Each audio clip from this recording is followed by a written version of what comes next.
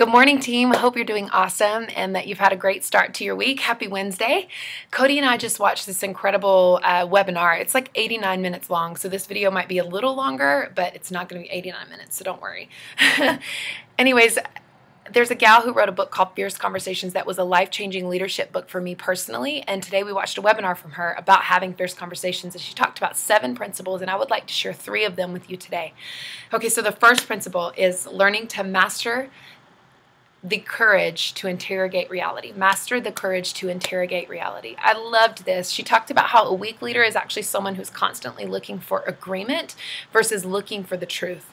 And a great leader, a strong leader, looks for the truth constantly, not agreement, but the truth, because that helps the team and helps the leader do the right thing rather than vote for something that just might be the right idea.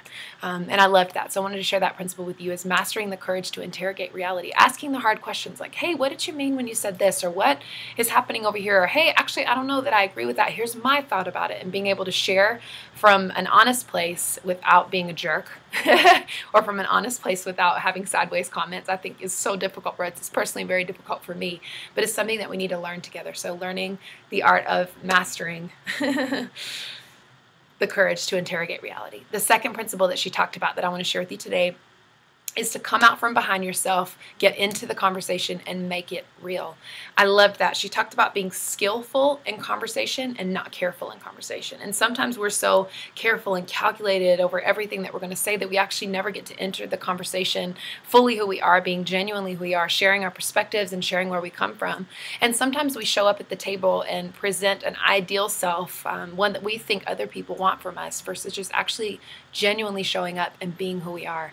And so it's important that together as leaders and disciples of Christ that we learn to walk fully in who we are in Christ, and that we come honestly to the table with our thoughts and with our opinions. And she does talk about how a great leader can identify and describe reality without laying blame. Because I think oftentimes that's what happens. We can see the reality, so we assign blame about the reality to people who might have caused the reality, versus being able to just go, hey, okay, this is what it is, and let's identify what went wrong, what's happening over here, and just having great and honest conversations. But it's good for us to, 1, master the courage to interrogate reality, and 2, come out from behind ourselves, enter the conversation, and make it real. And just the final one, and probably the most important one that I'd like to share with you today, is to take responsibility for your emotional wake. I thought this was such a great point. She said that there is literally no trivial comment for a leader. And that's so true. And there's no trivial comment for a disciple of Christ. Even in the Bible, it says that we're going to have to give an account for everything that we've said and done. And to me personally, those are one of those like scary scriptures, top 5, because I know I've said a lot of dumb things. I know I've done a lot of dumb things, but I am on the journey to speaking and truth, and speaking love, and serving people like Christ would. And so that's a journey for all of us. But we do have to take responsibility for our emotional wake. Something to be aware of is just, again, sideways comments. I referenced that a little earlier, but sometimes we don't have the courage to say something to a person, and so we say it as a sideways comment, almost like a joke, but it's actually not funny. Like if you have something that you need to say to a person, or a question that you'd like to ask, then be direct and ask the question. And then there's other of us who, like me, who are just direct, bottom line, problem solver kind of people. And sometimes the words that we say can actually wound people, and we don't even know it. She was mentioning that in the early part of her career as a business leader, that one of the things that was difficult for her was that realizing now, years later, that there's probably somebody 7 years ago who's still in therapy over something that she said.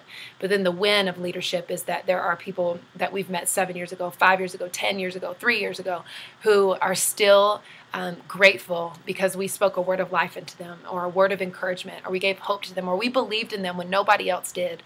And so those are the kinds of things that leaders have to be constantly responsible for, is what is our emotional wake. She mentioned an economist and how he's a super smart guy who's an extremely great problem solver and just brings a lot of smarts to the table. But the problem with him bringing all the smarts to the table is that he never brought a great emotional experience to the table. So people would hear all these great ideas, but because he brought such an emotional negativity to them, they weren't able to actually receive the solutions to the problems. And so to me, that was like, wow, are there ways that I'm saying things that don't allow people to hear it? Or are there things that are coming out of my mouth sideways that actually should just be a conversation between me and another person? And so they're just great questions to begin asking. But ultimately, we are responsible for what we say. And so I just thought those were some incredible things to share with you guys. I know I certainly benefited from the talk this morning, and just wanted to check in with you on a Wednesday and say I love you, and thank you for being the leaders that you are. I'm so proud of you, whether you're serving in Alpha Course or the outreach groups or Saturday outreach or the global team. Man, me and Cody are so proud of you guys. You're doing a phenomenal job, and thank you for continuing to strive to be more like Christ. You inspire me to be a better person. You inspire me to be a better leader because you're so stellar yourself. So I just want to say thank you to you guys, and I hope you're having an incredible week, and I'll see you over the weekend. Bye, everybody.